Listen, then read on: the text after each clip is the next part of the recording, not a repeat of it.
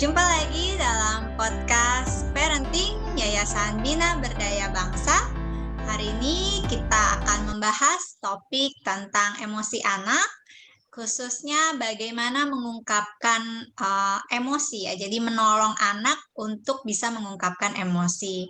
Nah, sepanjang sesi ini kita sudah membahas berbagai macam emosi anak, marah, senang, sedih, dan hari ini kita akan sampai kepada penutup atau kesimpulannya bagaimana kita bisa menolong anak-anak mengungkapkan emosi mereka.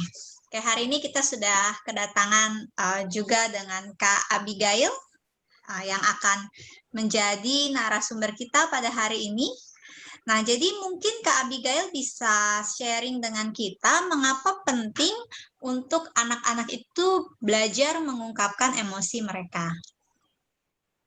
Iya, baik.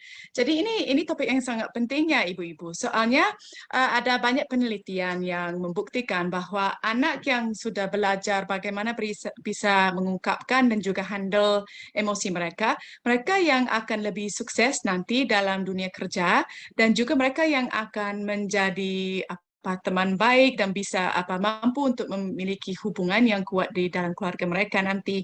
Jadi ini sangat penting. Dan ada beberapa poin yang bisa kita ambil di sini. Yang pertama adalah anak harus bisa tahu alasan kenapa mereka ada perasaan, baik itu sedih atau senang atau marah atau frustrasi atau yang lain. Kalau mereka bisa tahu mengenal perasaan itu dan juga mencari tahu apa penyebab dari perasaan itu, seringkali mereka bisa menghindari atau juga mengurangi penyebab itu. Jadi mereka contohnya kalau untuk anak remaja ya, contohnya kalau mereka sering marah-marah, apa itu ada penyebab masalahnya dari mungkin pilihan teman-teman. Jadi ada sesuatu yang bisa mereka lakukan di situ ya, yaitu mengurangi waktu yang dihabiskan bersama teman-teman itu yang punya pengaruh kurang positif. Jadi mereka bisa cari sendiri cara-cara untuk menghindari atau mengurangi hal-hal yang membuat mereka merasa sedih atau marah atau frustrasi atau lain-lain. Juga dengan anak kecil mungkin situasinya lain ya, tapi masih sama seperti itu.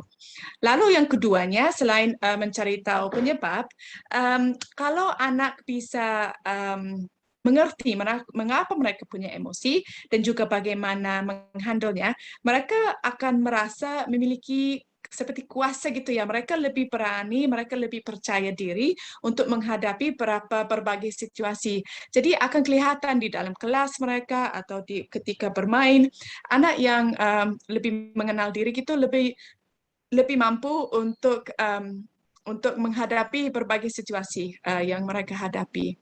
Dan yang ketiga, satu hal yang mungkin kita semua sudah lihat ya, kalau ada perasaan yang negatif, seringkali itu menyebabkan pikiran negatif.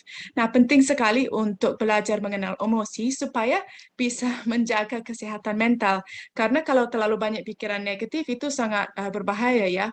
Jadi kalau bisa menghandle perasaan dan juga belajar untuk mengatur pikiran supaya lebih positif itu sangat sehat sekali.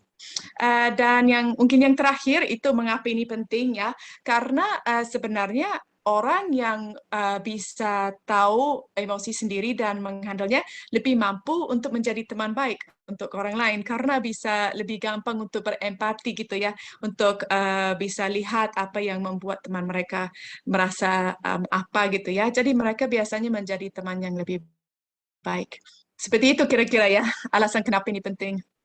Jadi ternyata banyak sekali ya kenapa Ya. anak-anak perlu belajar mengungkapkan emosi itu manfaatnya banyak sekali. Jadi mungkin juga kalau kita lihat orang dewasa yang sulit mengungkapkan emosi, akhirnya mereka memukul orang atau mereka mungkin pelarian ke minuman keras dan sebagainya. Itu salah satunya karena mereka tidak dapat mengungkapkan emosi mereka dengan baik. Nah, jadi Ya. bagaimana nih? Sekarang kita sudah tahu manfaat dari belajar mengungkapkan emosi. Nah, bagaimana caranya membantu anak-anak mungkin mengenal dulu emosi mereka ya. Mereka bisa tahu apa yang mereka rasakan, baru kemudian bisa mengungkapkannya. Iya, jadi ada beberapa cara.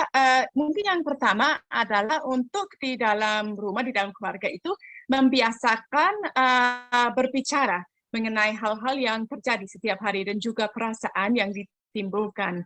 Supaya setiap hari ada pembahasan mengenai hal-hal kecil saja gitu, supaya anak-anak terbiasa gitu dengan memikirkan apa yang sedang terjadi dan apa yang mereka rasakan. Jadi salah satu hal yang bisa kita lakukan adalah untuk setiap hari menanyakan anak mengenai kabar mereka.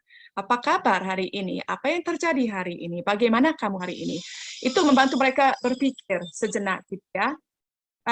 Lalu apa lagi? Nah ini sangat-sangat penting. Kalau kita lihat bahwa anak kita sedang sedih atau mereka habis marah-marah gitu ya, kita harus atau penting sekali ya gitu ya ibu-ibu untuk mengajak mereka membahas di saat itu penyebab perasaan itu dan juga solusinya, membahas bersama dengan mereka dan mengajak mereka berpikir bersama apa yang bisa mereka lakukan lain kali supaya tidak terjadi lagi seperti itu. Itu penting.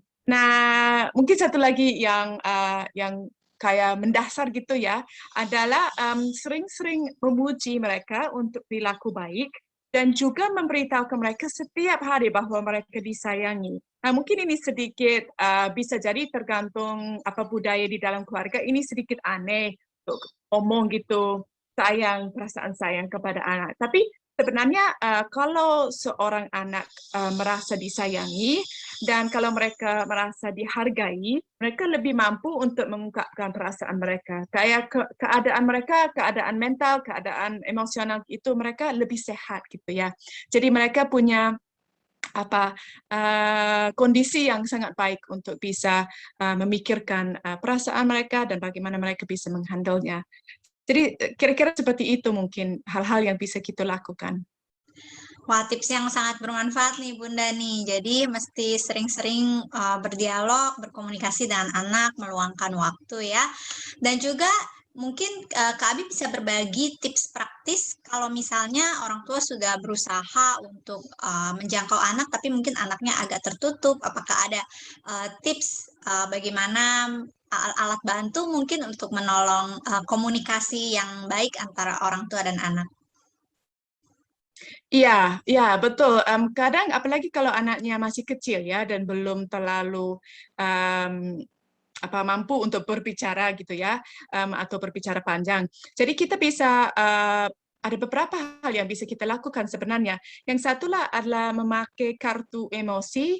Nah, mungkin ibu-ibu ingat pernah ada di YouTube Yayasan Bina Berdaya Bangsa ada itu video kecil bagaimana bisa membuat kartu emosi. Nanti kita taruh linknya di deskripsi video ini ya supaya ibu-ibu bisa melihat. Kalau tidak mau membuat kartu emosi, mungkin bisa cari stiker emosi seperti ini saya pegang di sini. Kelihatan enggak? Oh iya ya. Nah, ini kan mungkin ada muka bercanda ya, tertawa gitu ya. Yang ini senang gitu ya. Lalu ada ini senang juga. Kelihatan enggak? Nggak kelihatan nih. Mungkin agak dijauhkan Oh, sedikit, Kak. tuh dia. Iya, oke. Dan satu laginya ini, oh ya ini bisa. Ini sedih. Jadi mungkin ibu bisa cari stiker atau bisa pun menggambar sendiri, diambil kertas dan menggambar muka-muka senyum, marah, sedih gitu. Dan itu bisa dipakai sebagai alat peraga dengan anak-anak untuk mengajak mereka ngobrol. Mungkin mereka bisa tunjukkan yang mana yang paling deskripsikan perasaan mereka saat ini seperti itu ya. Jadi itu salah satu hal yang bisa kita lakukan kalau dengan anak kecil, tetapi juga kita bisa membaca buku bersama mereka dan nanti ada juga links yang bisa kita taruh di deskripsi ini, beberapa buku yang ada tema-tema mengenai perasaan sedih, perasaan bangga gitu ya. Perasaan cemburu. Jadi ibu-ibu bisa juga pakai buku untuk membaca bersama anak lalu bertanya beberapa hal setelah membacanya. Itu salah satu cara yang efektif ya.